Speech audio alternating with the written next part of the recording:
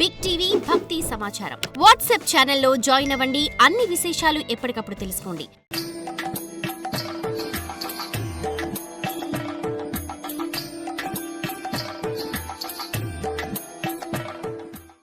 శివహృదయం నేనే, నా హృదయం శివుడే. హరతీతి హరి, హరతీతి హరహ అని ఇక్కడ ఉత్పత్తి. హరతి హరిస్తున్నాను అని కనుక నేను హరిని. హరిస్తున్నాడు కనుక అతడు హరుడు, హరిహర. నేను అందరి బుద్ధులను హరిస్తున్నాను. శివుడు అన్ని లోకాలను హరిస్తున్నాడు. నేను మన్మథుడిని, తండ్రిని. శివుడు మన్మథ సంహారి. ఈ విరోధాభాసం మా ఇద్దరికీ అలంకారం అని తెలుసుకో. విరోధాభాసం అనేది ఒక అలంకారం. పైకి విరోధం ఉన్నట్లు కనిపించి నిజంగా విరోధం లేకపోవటం దాని లక్షణం. నేను మన్మథుడిని ఉత్పత్తి కంటే ముందే ఉన్నాను కనుక నేను మన్మథుడిని తండ్రి. మన్మథుడికి నేను మన్మథుడి అభావాన్ని శివుడు దర్శిస్తున్నాడు కనుక అతడు మన్మథ సంహారి అవుతున్నాడు. లోకంలో ఏ మనిషి అయినా సరే మా ఇద్దరి కృపతోనే మన్మథుడిని జయించినవాడు అవుతాడు, సచ్చిదానందుడు అవుతున్నాడు. ఇది ఖాయం. విష్ణువు చేసిన ఈ బోధతో నారదుడికి తాను మన్మథుడిని గెలిచాను అనే అహంకారం తొలగిపోయింది. అది చెప్పటానికి ఇంత పని చేశాడు పరమాత్ముడు. ఎంత పెద్ద కథ! అక్కడే చెప్పి పంపించచ్చు కదా, పంపించడు. ఎక్స్పీరియన్స్తో, అనుభవంతో కలగాలని చెప్పాడు. శ్రీహరి ఎందు భక్తి దృఢపడింది. క్షమించమని శ్రీహరిని వేడుకొన్నాడు. దయగల శ్రీహరి క్షమించాడు. నారద మహర్షి చరిత్రలో ఇంకొక వింత కథ ఉంది. అది కూడా శ్రీహరి మాయ వల్లే జరిగింది. దాన్ని కూడా చెప్పుకుంటే కానీ నారద మహర్షి గురించి పూర్తిగా తెలియదు. శిల్పం కావటానికి, పూజలు అందుకోవటానికి ఎన్నో దెబ్బలు తినాలి కదా. అలాగే నారద చరిత్రలో జరిగినటువంటి ముఖ్యమైన ఘట్టాలను తెలుసుకుంటే ఆయన పూజ్యుడైన రీతి తెలుస్తుంది. ఒకసారి నారదుడు విష్ణులోకం వెళ్ళగా లక్ష్మీదేవి తలవంచుకొని లోపలికి వెళ్ళిపోయింది. అది చూసి నారదుడు, దేవా, ఇంద్రియాలను జయించిన నన్ను చూసి అమ్మవారు ఎందుకు ఇలా వెళ్ళిపోయింది అని అడిగాడు. మహావిష్ణువు, ఏమో నారద, నాకేం తెలుస్తుంది? విష్ణుమాయ ఎప్పుడేం తెలుస్తుందో తెలియదు కదా, నేను చెప్పలేను. కనుక మనందరము జాగ్రత్తగా ఉండాలి అన్నాడు. మాయ అన్నమాట వినగానే నారదుడు మనసులో, దేవా, నేను జితేంద్రియుణ్ణి, జాగ్రత్తగా ఉంటున్నాను కనుక నీ మాయ నన్నేమీ చేయలేదు అనుకున్నాడు అని అనేశాడు. ఆ మాటలు సర్వంతర్యమైనటువంటి విష్ణువు వినేశాడు కూడా, లోపల అనేసింది. వెంటనే గరుత్మంతుడిని పిలిచి ఆయన మీద నారదుడిని కూడా ఎక్కించుకొని మనం అలా కాసేపు విహారం చేసి వద్దాం రా అని కన్యాకుబ్జం అనే చోటుకి తీసుకొని వెళ్ళాడు. అక్కడ గల ఒక సరస్సు వద్ద దిగి, నారద, నువ్వు బాగా అలసిపోయినట్లుగా కనిపిస్తున్నావు. ఇదిగో సరస్సు, స్నానం చేసిరా, ఉత్సాహంగా ఉంటావు. నువ్వు రాగానే మనం వెళ్ళిపోదాం అన్నాడు. నారదుడు అలాగే అని నీటిలో మునిగి శ్రీగా మారి పైకి లేచాడు. ఒకపారి ముಳುగుతూనే శ్రీ అయిపోయాడు. అమ్మో, సిగ్గులు గిగ్గులన్నీ వచ్చేశాయి. ఏంటిది అన్నాడు. అప్పుడు నారదుడికి శ్రీహరి గుర్తు రాలేదు. శ్రీహరి వెళ్ళిపోయాడు. శ్రీగా ఉన్న నారదుడు అక్కడికి వచ్చిన తాళధ్వజుడు అనేటువంటి రాజును చూసి మోహించాడు. అదే టైంలో తాళధ్వజుడు అనేవాడు ఎందుకు వచ్చాడు అక్కడికి తెలీదు. విహారానికి వచ్చాడు ఏమిటో, వాని చూసి మోహించేశాడు. ఆ రాజు ఈమెను ఇష్టపడ్డాడు కూడా. వారికి సంతానం కూడా కలిగింది. అంతే మర్చిపోయాడు నారదుడు. శ్రీరూపంతో ఉండి కొంతకాలానికి శత్రురాజులు వచ్చి ఈమె పిల్లలందరినీ చంపారు. అప్పుడు శ్రీగా ఉన్న నారదుడు తన సంతానం నశించిపోయినందుకు ఇలా విలపించాడు. ఆగా ఆగా పుత్రవర మనోజ్ఞ. ఆ పిల్లల్నంతా పట్టుకొని ఏడుస్తూ ఉన్నది. నారదుడు ఎక్కడ, ఈ పిల్లలు పెట్టుకొని ఏడ్చడం ఎక్కడ? ఆగా పుత్రవర మనోజ్ఞ వదనాహ జగన్మోహన, వదనాహ జగన్మోహన. ఆగ ముగ్ధ విశాల నేత్ర రుచిరా, ఆగ ఆగ ముగ్ధ విశాల నేత్ర రుచిరా. హా బాలకేళి రతాగ హా బాలకేళి రతాగ ఆగా సింహ కిశోరధీర చరిత ఆగా సింహ కిశోర ధీర చరిత ఆగా క్వయుయం గత ఆగా క్వయుయం గత ఆగా నిష్ఠుర జీవితాస్మి నియతం ఆగా నిష్ఠుర జీవితాస్మి నియతం హామంద భాగ్యస్మ్యూహం ఆగామంద భాగ్యాస్మ్యూహం. ఒక్కొక్క పుత్రుణ్ణి పట్టుకొని నువ్వు అందగాడివి, ఆహా పుత్రులారా మీరు అందమైన ముఖాలు గలవారు, మీరు జగన్మోహనులు, మీ నేత్రాలు విశాలంగా అందంగా ఉంటాయి, మీరు ఇంకా బాలక్రీడలోనే ఉన్నవారు, మీరు పిల్ల సింహాలు వంటి గంభీరమైన స్వభావం గలవారు. ఎక్కడికి పోయారయ్యా మీరంతా? నా జీవితం నిజంగా కఠినమైంది. నేను భాగ్యహీనురాలినై విపరీతంగా దుఃఖించసాగింది. పట్టుకొని అక్కడ కిందపడి ఏడుస్తుంది. అప్పుడు శ్రీహరి ఎక్కడికి వృద్ధ బ్రాహ్మణ రూపంలో వచ్చి, అమ్మా పుత్రాదులు శాశ్వతం కాదు, ఒక్కసారి ఆ కొలంలోకి వెళ్ళి స్నానం చేసిరా అన్నాడు. ఆమె నీటిలో మునగ్గానే శ్రీరూపం తొలగిపోయింది. నారదుడు నీటి నుండి పైకి లేచి గట్టు మీద చిరునవ్వు నవ్వుతున్న శ్రీహరిని చూశాడు. ఇదంతా విష్ణుమాయ అని తెలుసుకున్నాడు. అప్పుడు అర్థమైంది శ్రీహరికి, ఆ నారదుడికి, ఏంటిది? శ్రీహరి మాయ దుర్జయ మోకరీస విహిత భయ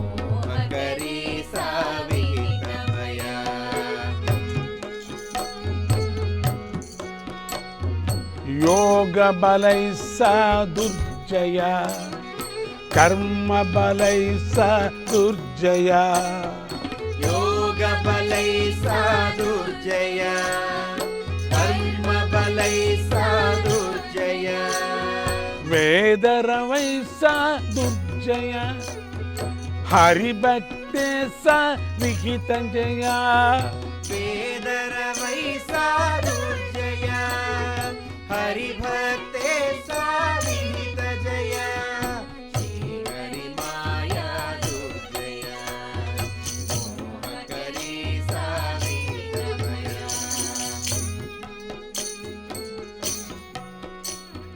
కామ క్రోధ విలరూప మోహోన్మాద కృతి దీప కామ క్రోధ విలరూప మోహోన్మాద కృతి దీప శోక విలాపో చయ కర్త్రీ రౌరవ నరక విధాత్రీ శోక విలాపో జయ కర్త్రీ రౌరవ నరక విధాత్రీ శ్రీహరి మాయా దుర్జయ మోహకరీ స విహిత భయ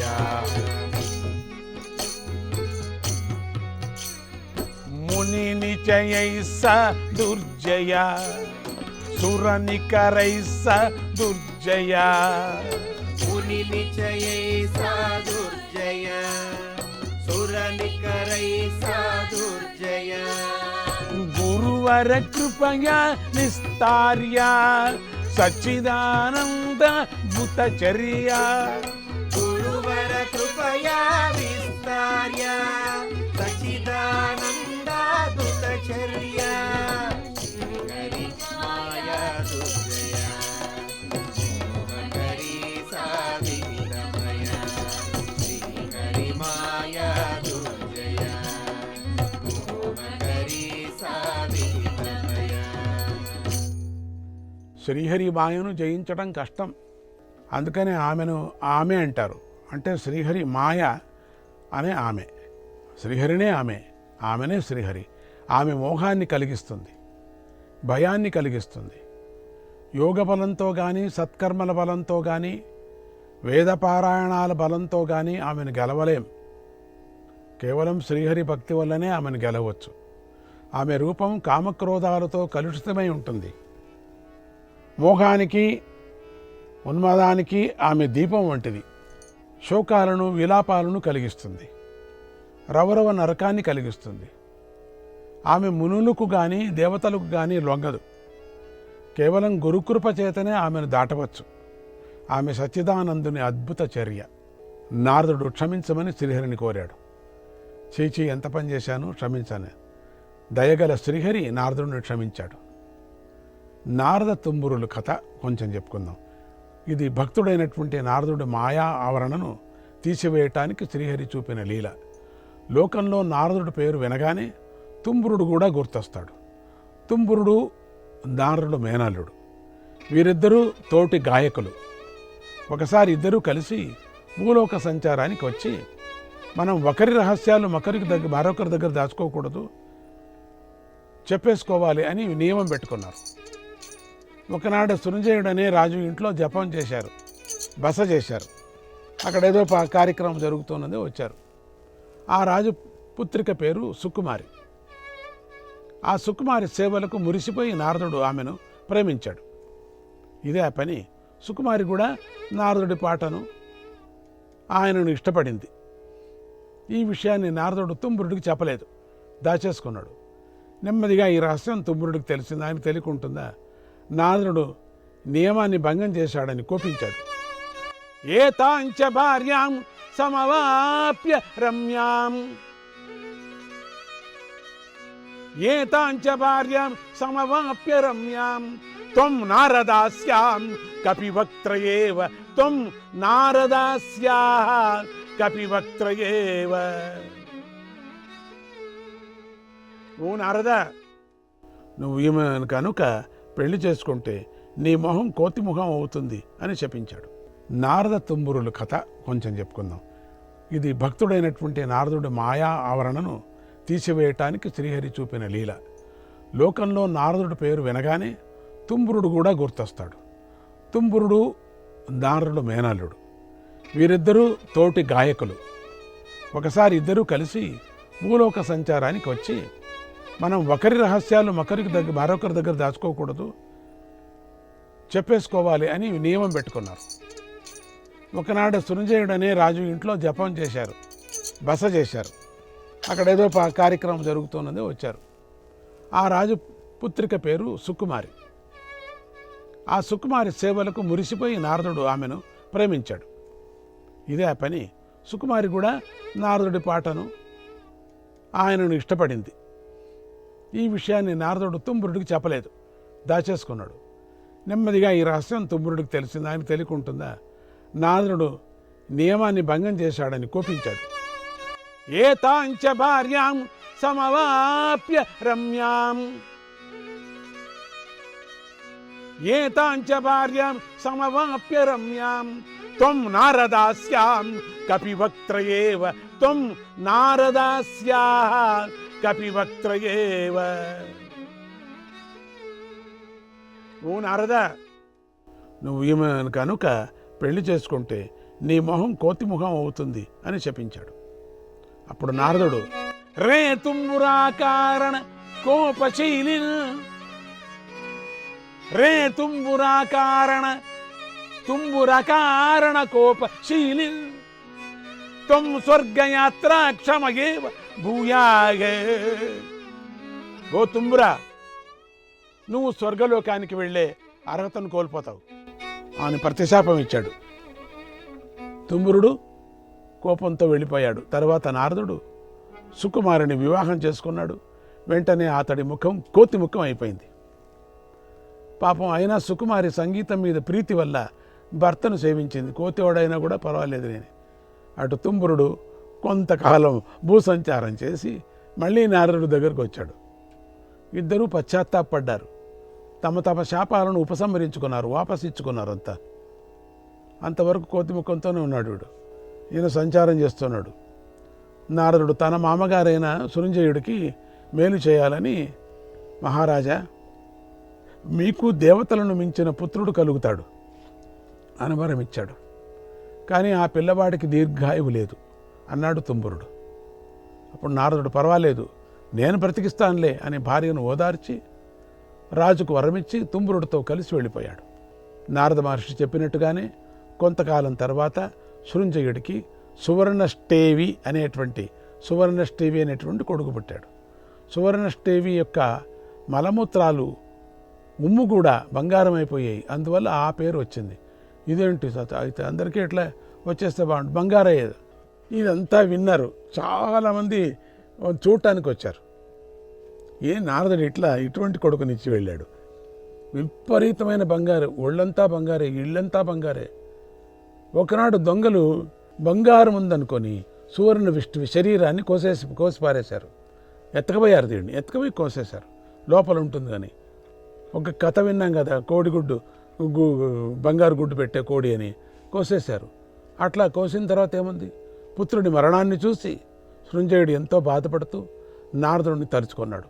ఏంటి నారదా, నీవు ఇచ్చావు ఇటువంటి పిల్లవాడిని, చచ్చిపోయాడు అని. నారద మహర్షి అక్కడికి వచ్చి పిల్లవాడిని బ్రతికించాడు. ఒకసారి ఇంద్రుడు అసూయపడి సింహరూపంలో వచ్చి ఈ పిల్లవాడిని చంపేశాడు మళ్ళీ. అప్పుడు కూడా నారదుడు వచ్చి పిల్లవాడిని మళ్ళీ బ్రతికించారు. ఇదేంటి ఇట్లా అయిపోతుంది, చావటం బతకటం. ఇలా నారద మహర్షి చేసిన అద్భుత కార్యాలు కోకల్లులుగా ఉన్నాయి. వాటిలో దక్షపుత్రులను ఉద్ధరించడం ఒకటి. చాలా పెద్ద కథ. ఒకనాడు దక్షపుత్రులు సంతానం కోసం తపస్సు చేస్తున్నారు. నారదుడు వారి వద్దకు వచ్చి తత్వోపదేశం చేసి వారిని పరివ్రాజులుగా మార్చి వెళ్ళిపోయాడు. అందుకు దక్షుడు కోపించాడు. ఏంటి పుట్టిన పిల్లలంతా ఎట్లయిపోయినాడు ఓ నారద, తండ్రి అయిన బ్రహ్మదేవుడి మాటను విడిచిపెట్టి నానా జన్మలు ఎత్తిన నారద, పితృవాక్య పాలకులై ఉన్నటువంటి నా పుత్రులను తత్వబోధ అనే ఆమిషతో మోహింపజేసి త్వరగా అనగా అకాలంలో గృహం నుంచి వెళ్ళిపోయేటట్టు చేశావు. కనుక ఈ పాపం వల్ల నువ్వు ఇల్లు లేని వాడి అయిపో, అదే కావలసింది. నిత్యము ముల్లోకాలు తిరిగేవాడే అయిపో. ఆహా, శాపం బాగుంది అని శపించాడు. నారదుడు సంతోషపడాడే కానీ ప్రతిశాపం ఇవ్వలేదు. మంచి పని, నమస్కారం చేశాడు. ఎంత పని చేసావయ్యా, ఈ శాపంతో నాకు ఇల్లు లేదు, మరి ఎక్కడ అన్ని చోట్ల తిరుగుతూ ఉంటా, నాకు ప్రపంచమే ఇల్లు అనుకున్నాడు. ఇది నారద మహర్షి విశేషం. ఇంతటి శక్తి తనకు భక్తి వల్లే వచ్చిందని నారదుడే అనేక సందర్భాల్లో చెప్పాడు. ప్రహ్లాదాయ మహోపదేశ మదిశత్ యో మాతృగర్భస్థితౌ యో రామాయణమజాగాద కవయే యో రామాయణ మాజగాద కవయే వాల్మీకయే మంజులం శ్రీమద్భాగవతం దిదేశమునయే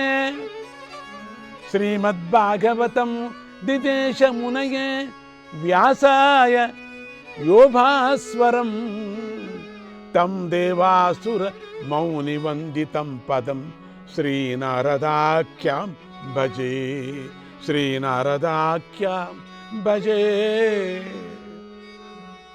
ప్రహ్లాదుడు తల్లి గర్భంలో ఉండగానే మహోపదేశం చేశాడు. వాల్మీకి మహామునికి సుందరమైన రామాయణం ఉపదేశించాడు. వ్యాసమునికి దేదీప్యమానమైన భాగవతాన్ని ఉపదేశించాడు. ఆయనను దేవతలు, రాక్షసులు, మునులు అంతా గౌరవించారు. అట్టి నారద మహర్షిని భజిస్తాను.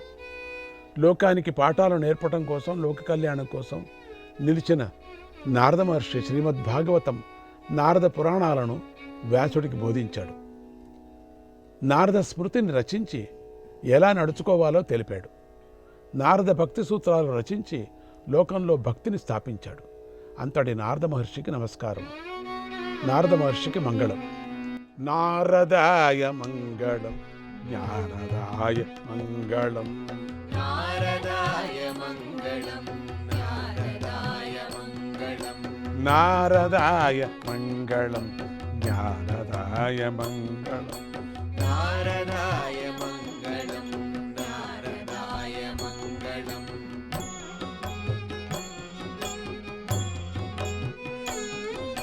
సర్వలోకహితకరాయ నారదాయ మంగళం, సర్వలోకహితకరాయ నారదాయ మంగళం, జ్ఞాననార నీరదాయ నారదాయ మంగళం. జ్ఞాననీరదాయ నారదాయ మంగళం.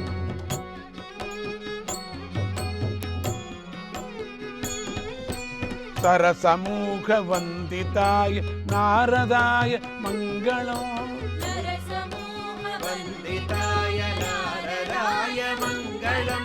సురమునీచ సేవితాయ నారదాయ మంగళం. సురమునీశ సేవితాయ నారదాయ మంగళం. నారదాయ మంగళం. జ్ఞానదాయ మంగళం. నారదాయ మంగళం. నారదాయ మంగళం.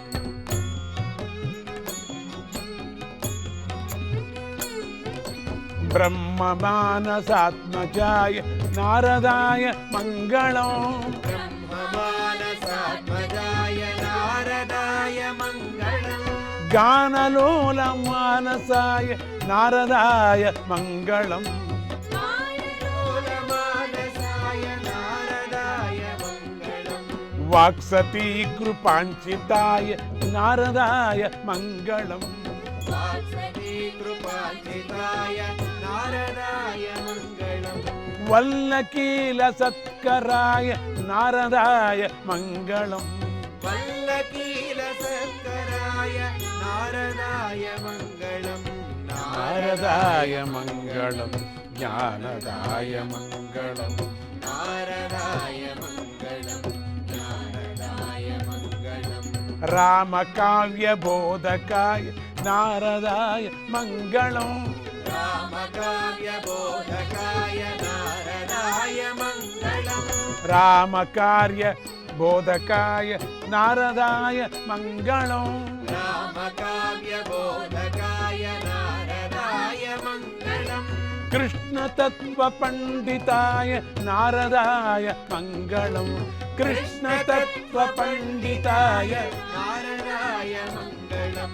దేశికాదిదేశికాయ నారదాయ మంగళం. దేశికాదిదేశికాయ నారదాయ మంగళం.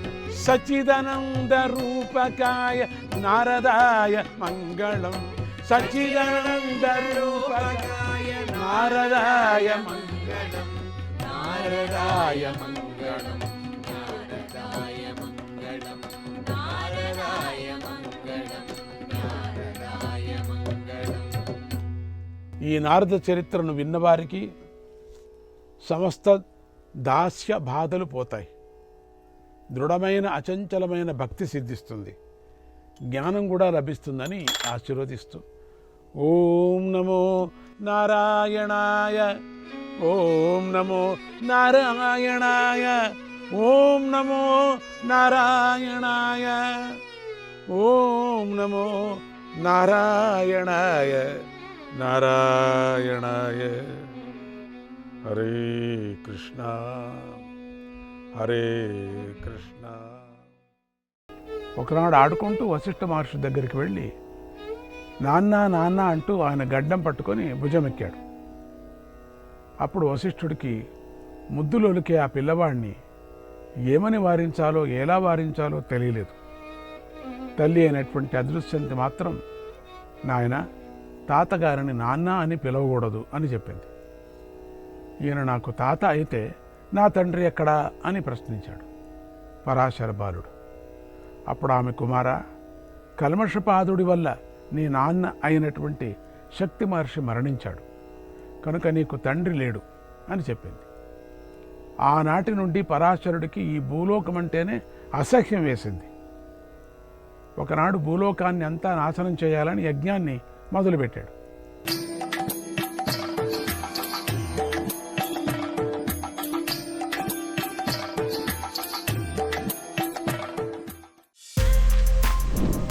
For more videos like this, subscribe Big TV channel.